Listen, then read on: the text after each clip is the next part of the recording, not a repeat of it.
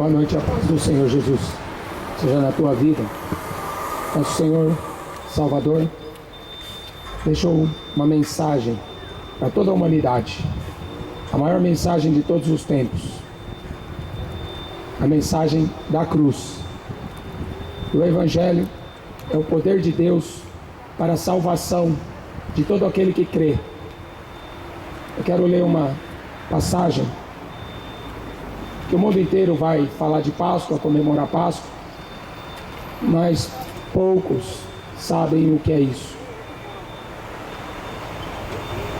No Evangelho de Mateus, no capítulo 28, no fim do sábado, quando já despontava o primeiro dia da semana, Maria Madalena e outras Maria foram ver o sepulcro. E eis que houvera um grande terremoto, porque um anjo do Senhor, descendo do céu, chegou, removendo a pedra da porta, e sentou-se sobre ela. O seu aspecto era como um relâmpago, as suas vestes brancas como a neve.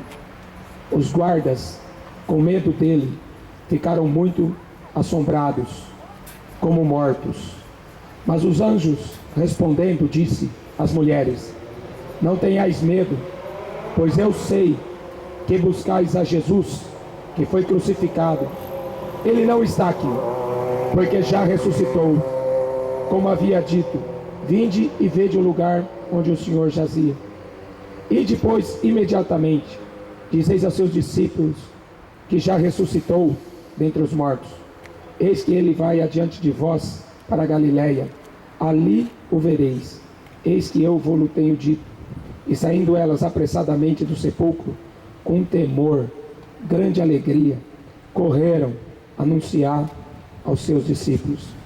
Indo elas dar as boas novas, que significa evangelho, boas novas, aos seus discípulos, eis que Jesus sai ao encontro, dizendo: eu vos saúdo.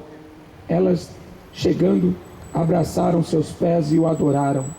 Então Jesus disse: não temais, ide dizer a meus irmãos que vão a Galiléia, e lá me verão. E quando iam, eis que alguns da guarda, chegando à cidade, anunciaram aos principais sacerdotes todas as coisas que haviam acontecido. E congregados eles com os anciãos, tomando conselho entre si, deram muito dinheiro aos soldados, dizendo: vieram de noite os seus discípulos, e dormindo nós o furtaram. E se isso chegar a ser ouvido pelo presidente, nós o persuadiremos e vos poremos em segurança. E eles, recebendo o dinheiro, fizeram como estavam instruídos. E foi divulgado este dito entre os judeus até o dia de hoje. E os 11 discípulos partiram para a Galiléia, para o monte que Jesus tinha designado. E quando o viram, o adoraram, mas alguns duvidaram. E chegando-se Jesus, falou-lhes dizendo: é-me dado todo o poder no céu e na terra. Portanto, ide, fazei discípulos de todas as nações, batizando-as em nome do Pai, e do Filho, e do Espírito Santo, ensinando-os a guardar todas as coisas que eu vos tenho mandado. E eis que eu estou convosco todos os dias, até a consumação dos séculos. Amém. A maior mensagem de todos os tempos, não existe outra: a ressurreição.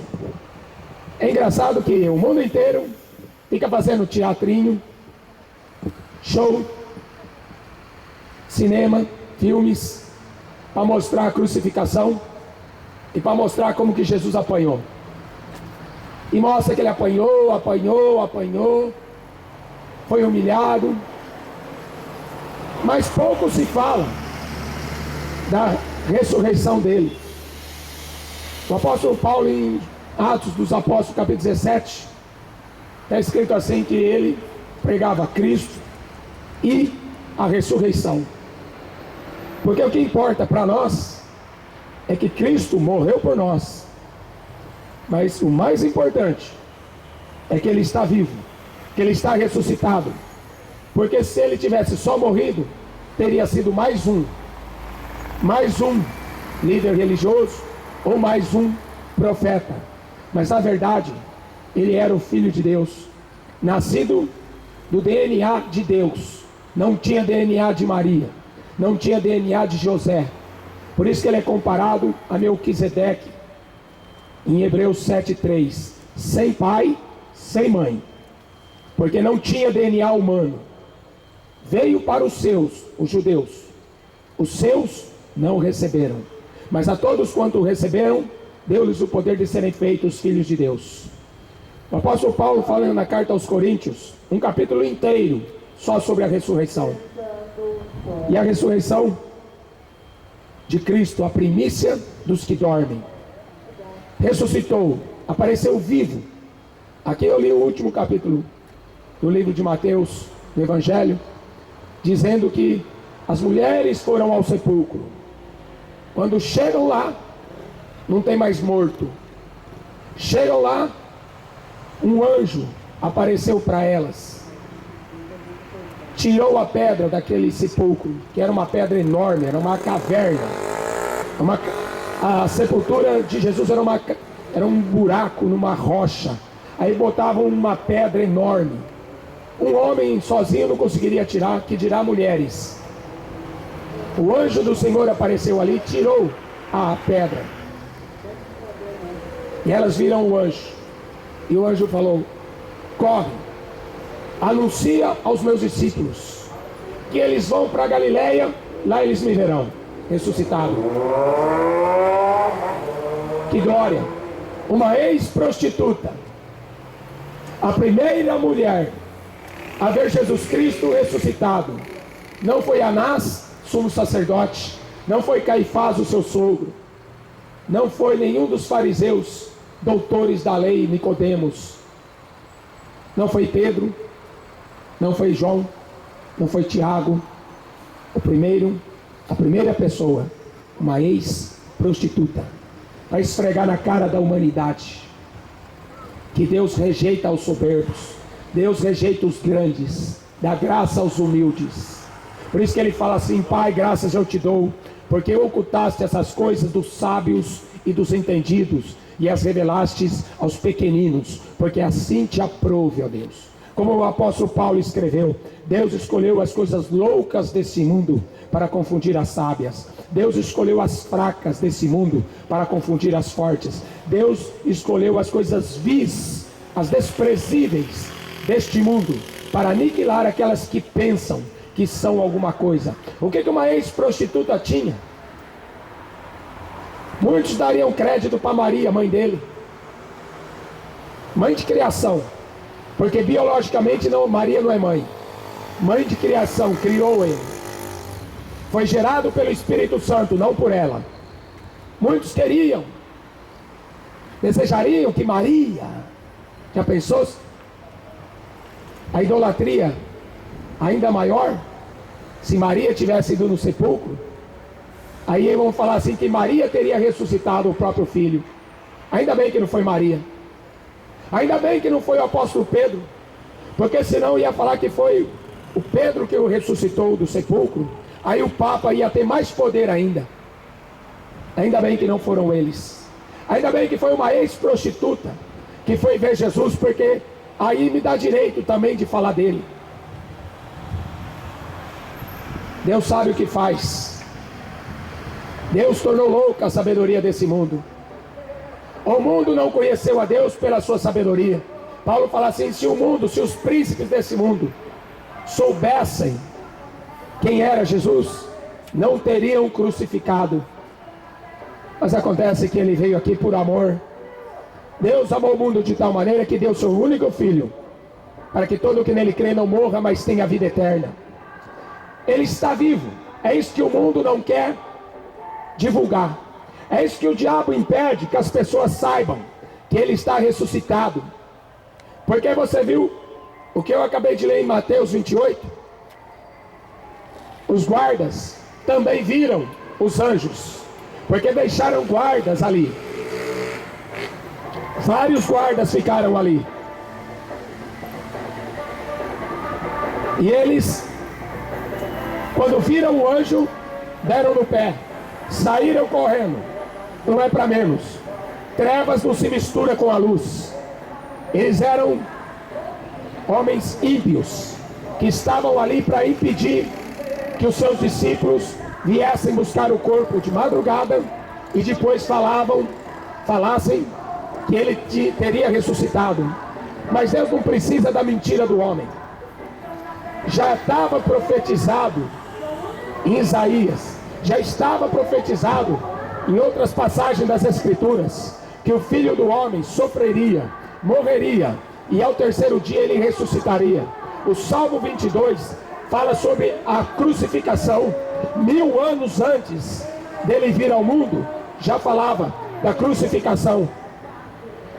O primeiro versículo fala assim: Deus meu, por que me desamparaste? Foi uma das últimas palavras que Jesus falou na cruz. Estava expressa no Salmo 22, versículo 1. Esse mundo não sabe quem é Jesus. Esse mundo não tem ideia de quem é Jesus. Para eles, é um líder religioso. Para outros, foi um profeta, como para os muçulmanos. Jesus foi apenas um profeta, coitado deles. Os muçulmanos acreditam em Jesus. Pensam eles, os muçulmanos, que Jesus vai voltar junto com Maomé. Coitado do Maomé. Maomé está no inferno e de lá ele não sai mais. Jesus vai voltar e vai voltar sozinho, para mandar para o inferno todos os muçulmanos que não querem reconhecer que Jesus Cristo é o Filho de Deus. Então, os líderes religiosos chegaram para o governador Pilatos e falaram assim: olha, os discípulos deles falaram que ele vai ressuscitar, então manda guardas ficar na porta do sepulcro, para que os discípulos não tirem o corpo dele de lá. Mas filho, quando o anjo apareceu, os guardas saíram correndo. E aí, os guardas se apresentaram diante de seu chefe da guarda, e contaram a verdade. Nós saímos correndo de lá, apareceu um anjo todo poderoso, tirou a pedra do sepulcro. Já pensou? Perna para quem te quero. Eram trevas, eram filhos do diabo. Será que eles iam ter coragem de puxar a espada para um anjo de Deus? Sendo que um anjo de Deus já tinha matado 185 mil soldados do exército da Assíria. Isaías 37 conta essa história. Será que eles teriam coragem de enfrentar um anjo que destruiu o Egito, o anjo da morte, que matou os primogênitos, que não tinham o sangue do cordeiro sobre as suas portas? Eles já ouviram todas essas histórias do povo judeu. Pilatos conhecia toda a cultura judaica, a religião judaica. Pilatos sabia tudo aquilo ali, mas ele não sabia que Jesus era o unigênito Filho de Deus. Ele não sabia que Jesus era o unigênito do Pai, o primogênito dentre os mortos. Isso ele não sabia. E aí então o chefe falou assim: olha, se alguém perguntar, a gente não vai falar para ninguém que apareceu o anjo. A gente não vai falar para ninguém que ele ressuscitou. A gente vai inventar que os discípulos vieram aqui, pegaram o corpo e nós estávamos dormindo. Se o governador falar alguma coisa, a gente fala com ele, dá uma graninha e deixa quieto. Não tem como esconder a verdade. Porque Jesus falou assim: fala para os meus discípulos irem para Galileia, porque lá eles me verão. Quem ficou em Jerusalém não viu Jesus Cristo ali, mas os discípulos subiram para a Galileia, subiram para verem ele, saíram dali do lugar da morte e foram para lá, para o lugar do início aonde começou o seu ministério, do início aonde nasceu o menino, na Galileia, onde ele foi criado, Cafarnaum. Aliás, ele nasceu em Belém, mas logo ele fugiu para Galiléia, onde ele foi criado. Então eles viram, os discípulos viram Jesus Cristo crucificado. E quem quiser ver hoje, a porta ainda está aberta. É que o mundo não sabe. Inventaram essa Páscoa aí. Não existe mais Páscoa. Eu não sei o que o mundo vai ficar comemorando. Uma festa inútil, porque não existe mais propósito de comemorar a Páscoa. Ele está ressuscitado. Paulo fala na primeira carta aos Coríntios, no capítulo 5, Cristo é a nossa Páscoa. Ele já ressuscitou. O Cordeiro já foi crucificado. O Cordeiro já derramou sangue por nós. É que os judeus não aceitam isso. O mundo não aceita isso. É loucura para os judeus. É escândalo para os judeus, diz o apóstolo Paulo. Loucura para os gregos que buscam sabedoria. Por isso, se você vai comer chocolate ou vinho de Páscoa, então se entupa que essa Páscoa pagã, se entupa que essa Páscoa judaica, pode ficar até matando cordeiro, se quiser. Os judeus vão tentar matar um cordeiro aí na Páscoa deles, que cai no dia 14, mas isso aí não vai resolver nada. No mundo espiritual, essa Páscoa que os judeus vão fazer, essa Páscoa que católicos, alguns evangélicos vão comemorar, essa Páscoa aí não vai dizer nada. Quem tem Jesus tem a vida. O sangue dele nos purifica de todo pecado. Nenhuma condenação existe mais sobre a minha vida, porque o sangue dele foi derramado há 2000 anos atrás, e ele ressuscitou, está vivo e está voltando aí. Outra verdade que o mundo não sabe, que Jesus ressuscitou e que ele está voltando aí. O mundo de hoje está cego. O mundo de hoje só sabe fazer festa. O mundo de hoje só sabe pular carnaval, futebol, fazer academia, ir para salão de beleza, ir para cinema, e não leva em conta que os dias estão próximos, que o fim de todas as coisas está chegando. As Escrituras falam de mim. Amém? Que Deus abençoe a sua vida. Se você quiser herdar o reino dos céus, entregue a sua vida para Jesus, se arrependa dos seus pecados, se converta hoje, porque se você morrer sem o sangue do Cordeiro, o Filho de Deus, se você morrer pedindo para Maria rogar por você na hora da morte, você está perdido eternamente, vai ser jogado no lago de fogo e enxofre. Se você amar o mundo mais do que a Deus, a Bíblia fala que você é inimigo de Deus. Negue-se a si mesmo, tome cada dia a sua cruz e siga-me. Quem ama pai, mãe, filho, tudo do que a Cristo, está perdido. Não existe segundo lugar e terceiro lugar.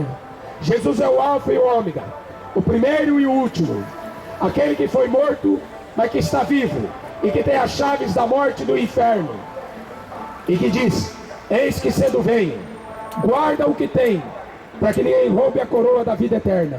Amém? Deus abençoe a sua vida.